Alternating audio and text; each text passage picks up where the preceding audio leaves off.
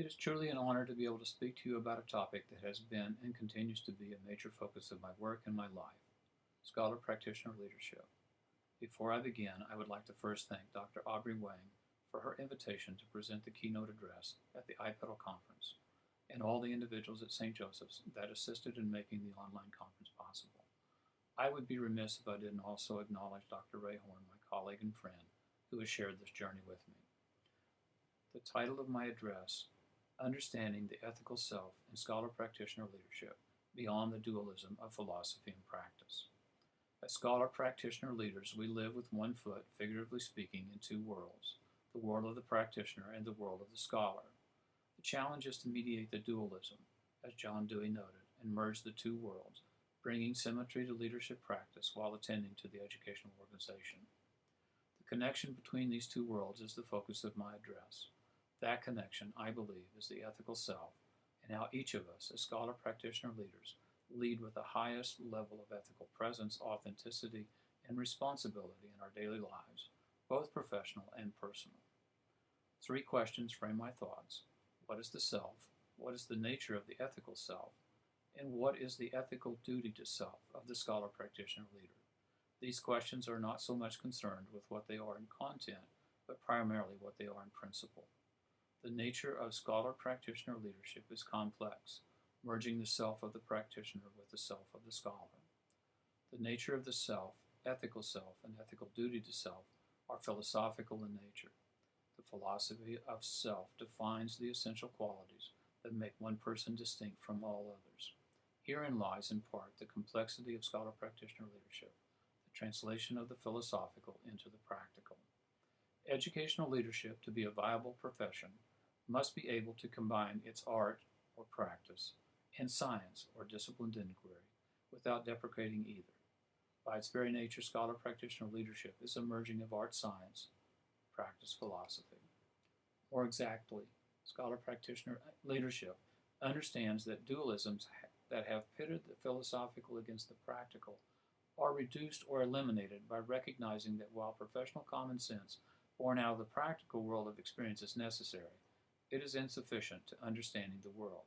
The philosophical view of the world is necessary to guide the questioning and disciplined inquiry required to fully interpret the complexities of the practical world. Philosopher John Dewey understood the need for the philosophical and the practical. His life work was to create a philosophy that encompassed both life experience and thought, a philosophy that focused on disciplined inquiry. In this endeavor, he recognized that dualisms worked against an encompassing philosophy. Dewey argued that the source of dualisms was found in the isolation of cognitive experience and its subject matter from other modes of experience and their subject matters.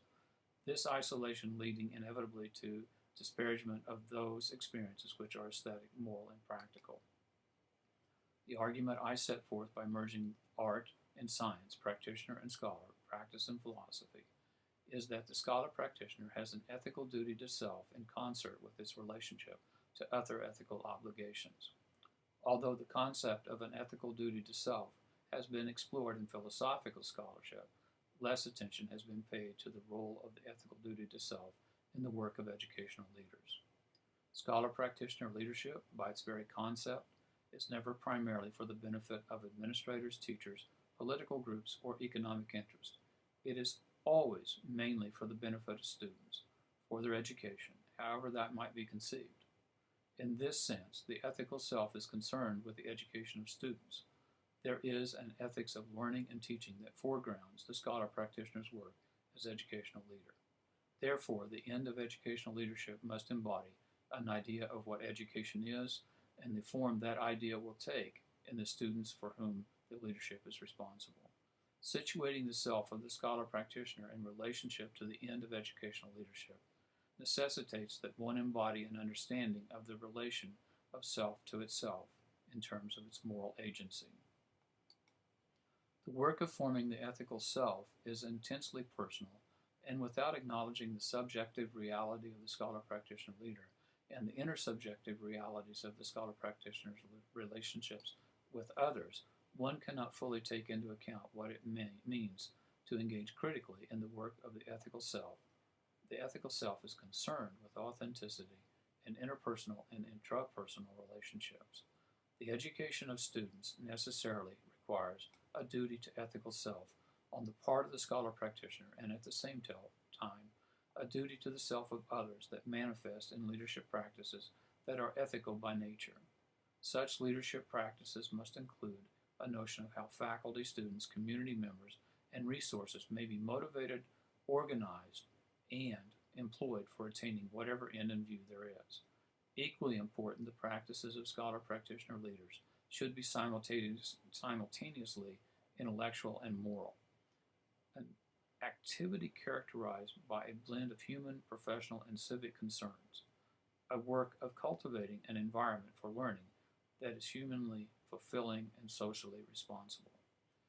In ensuring the education of students as an ethical obligation, the scholar-practitioner, as an ethical self, is concerned with freedom in the sense that freedom is the ontological condition of ethics in leadership.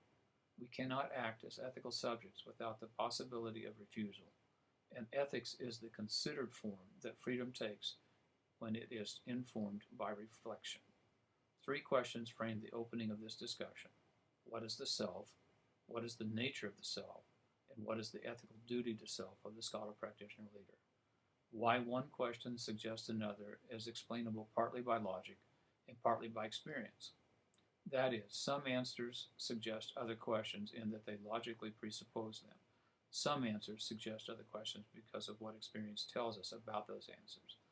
If, for instance, the answer to the question, what is the self, is the essence of the person as ethical being responsible for the thoughts and actions of an individual to which they ascribe, that answer logically presupposes the question of what is the nature of the ethical self.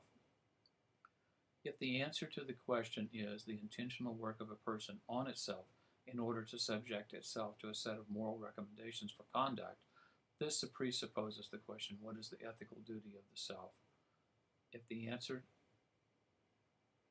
is the ethical duty consists of self-forming activities meant to ensure one's own subjection to a moral authority and transform oneself into an autonomous ethical agent, this presupposes the question, can the scholar-practitioner leader be an ethical self without engaging in self-forming activities that are concerned with ethical self in relation to ethical duty to self and ethical duty to other? If the answer is no, that answer acknowledges the ethical imperative that plays an integral role in the ethics of scholar-practitioner leadership. The primacy of duties to self is situated in the realization that the source of all duties is the humanity within the person of the scholar-practitioner. Duties to self exist not for ethics to be possible, but for self-forming activity and leadership practices to develop the ethical self of the leader. Duties to self, in this sense, are due to the intrinsic nature of the self as an ethical self. With this in mind, scholar-practitioner leader as ethical activity is concerned with questioning, both in terms of philosophical and the practical. Therein, ethical activity concerned with questioning takes direction from the virtues that guide the ethical self in reflecting and examining itself and in its duty to self and duty to others. Virtues understood as dispositions that involve characteristic patterns of desire and motivation are both self-conscious in their attention to moral principles and revealed in certain habits. Understanding the ethical self in scholar-practitioner leadership is concerned with the virtues of ethical leadership, with the self-forming nature of the ethical self as a virtuous self. Sterrett has argued that there are 3 virtues integral to leadership as ethical activity: the virtue of presence, the virtue of authenticity, and the virtue of responsibility. Each virtue of the 3 interpenetrates and enriches one another. The ethical self of the scholar-practitioner, as it engages in ethical activity, is concerned with mediating the inner values of the individual and his or her specific commitments within the complex life of the modern world. The virtues, as Sterrett explained, are viewed as interpersonal ethics, actualizing the work of the administrator, teacher, or student through the mutual involutions of the 3 virtues. Mediating the inner values of the individual and his or her specific commitments within the complex social life of the modern world is the self-forming of the ethical self as it relates to those 3 virtues. Presence is one of those virtues, the self-forming activity of being present as an ethical self, and in the ethical duty of self, requires the scholar-practitioner embodied presence that is affirming, enabling, and critical. Affirming presence accepts the person or the event as it is, in its ambiguity, its incompleteness, and its particularity, and its multidimensionality. Enabling presence is open to the possibilities of the person or event to contain or reveal something special. Critical presence expects to find both negative and positive features in persons and events. The aim of the ethic of presence is self-invention, a conscious and deliberate transformation of the self rather than a narration of self in which one arranges the already given. At the same time, the duty to self and the duty to other requires the mediational value of ethical presence if the self is to engage in self-formation. The virtue of authenticity is the connecting the self to itself to a wider whole, the situating the ethical self of the leader, the scholar-practitioner leader, in dialogue with the wider whole, of discovering that the deepest character of all beings is their relationality, their participation in the larger life around them. Authenticity is an ideal that can never be fully or permanently realized.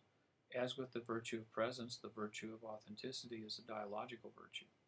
Authenticity, to be enacted as an ethical self, occurs in relationship to another. Authenticity supposes a kind of social contract, namely that a person expects to be granted a certain latitude to be his or herself, to own one's life and one's choices, so too must one afford to others the latitude to chart the courses of their own lives. Perhaps simply stated, the ethic of authenticity is the way of being real. It is a moral good. The first and most basic domain of ethical responsibility, the third virtue, is as a human being, acting humanely toward others. The virtue of responsibility is enacted in a second way, the carrying out of citizen responsibilities as a public servant, which flows immediately from the leader's effort to enter into dialogue with the world, and that is to listen to and reflect on what lessons that experience of the world have to teach about living the leader's life, about defining him or herself as an ethical self, about the obligation of membership in those worlds, about the unfinished agenda of those worlds, about the possibilities of agency within those worlds. The scholar-practitioner leader, as a responsible ethical self, is simultaneously humane, caring, and compassionate, even while appealing to altruistic teacher and student motives. As responsible ethical self, the scholar-practitioner leader recognizes that the virtue of presence is the virtue that interfaces with both the virtues of authenticity and responsibility, thus creating a foundation for the ethical self and enabling the ethical duty to self and the ethical duty to others to be realized. Scholar-practitioner leadership as ethical activity requires the virtue of presence, affirming presence, enabling presence, critical presence, be maintained and developed in order to sustain the virtues of authenticity and responsibility. In closing, I would reiterate that the scholar-practitioner leader, as ethical reasoning self, acknowledges the challenges of enacting ethics of responsibility, presence, and authenticity in the educational setting, which is complex, made so by constant attention to addressing the philosophical and practical responsibilities of leadership as ethical activity. An ethical responsibility of constantly connecting the science and art of scholar-practitioner leadership that is met only through the virtues of authenticity and presence. Finally, constant address of what is the self, what is the nature of the ethical self, and what is the ethical duty to self of the scholar-practitioner leader is necessary to realizing one's life and practice as scholar-practitioner leader. These are the questions that are at the heart of the eternal search for meaning and understanding of the ethical self in scholar-practitioner leadership. I would like to thank you for your attention to this address and wish you the best. Thank you.